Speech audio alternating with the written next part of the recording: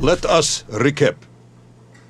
3 years ago, you were sent to the center of the Earth as part of a top-secret mission to ensure the delivery of little Orpheus, an atomic-powered capsule.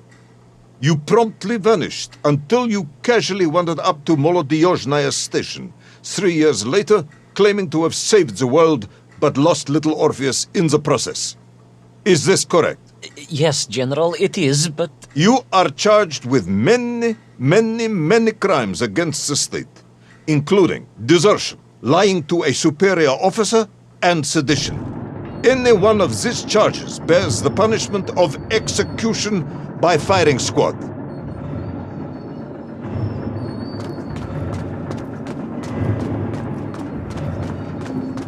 General, you must be reasonable.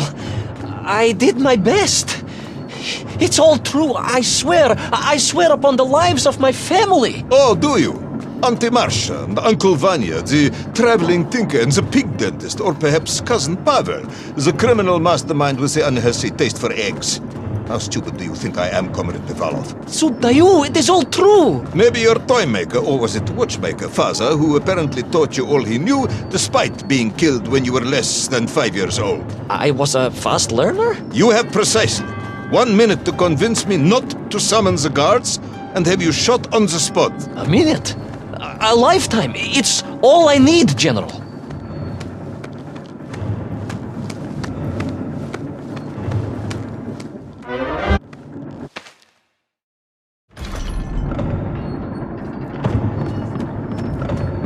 I was astounded. My father, I told you, I think I told you, he was a toy maker, and he often played with clockwork parts. Tavarish. But this made all those childhood wonders pale into insignificance. And it was fortunate indeed that my uncle... Vanya, the pig dentist? No, my other uncle, Sasha, had taken me mountaineering in the Urals during my childhood, for it was only by scaling these giant mechanical parts that I would reach Little Orpheus. Yes, I had been thinking that it seems awfully convenient that you were such an accomplished climber. I don't, however, recall any mention of this Uncle Sasha in your file. He was a very private A man. very unlikely man. That was Uncle Sasha's blessing and his curse.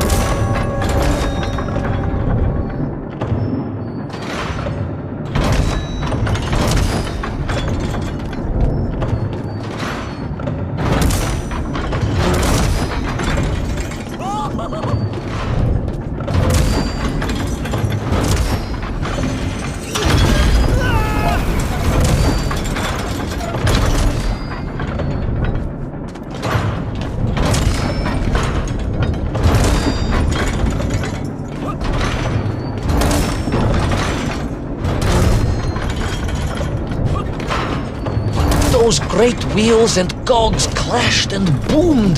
The vast hands of all time crunching forever and ever around. Ivan Ivanovich. Pendulums and springs and great big wheels and tiny little wheels. Товарищ Privalov, stop! Though at least the Menk were not here, especially as they seemed to infest the world below the surface. Menk everywhere. Menk. Many Menk aplenty. Menk. You're a bambling. Comrade, enough.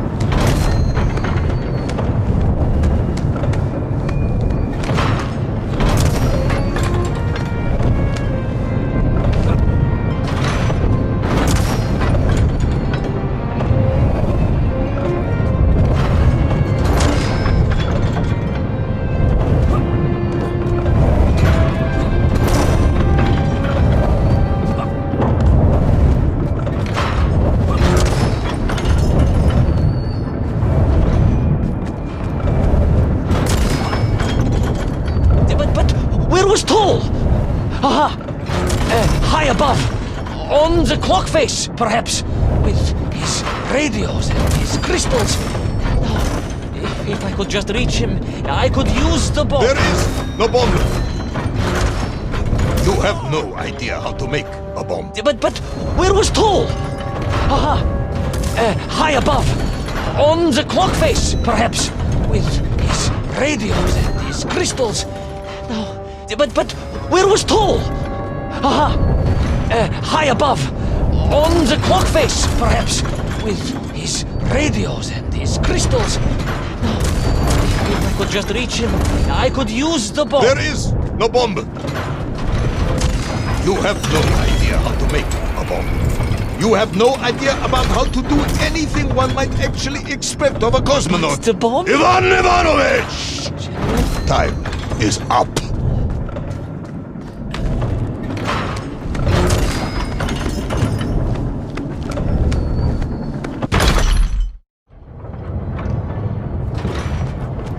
Stop talking, Tavarish. You don't know what happens next. It is obvious. You've done very well. I applaud you for your efforts and your story. It is a wonderful tale, Comrade Privalov. I have enjoyed it immensely. But every story needs an ending. And it is clear yours does not have one. Need more time. I think that even if I gave you all the time in the world, it would not be enough. No, General. I can do this. That is, I remember what happens next. I just need to catch my breath and compose myself. We both know how this story ends, comrade. But little Orpheus, you haven't heard what happened. We will find out soon enough. You will be executed, and another expedition will be sent. No, you cannot. You cannot. We must never go back. You don't understand. Make me, then. Make me understand. I am a kind man, although you may not believe this. I do not want to have you shot. So help me. Make me understand. Tell me what happened to little Orpheus.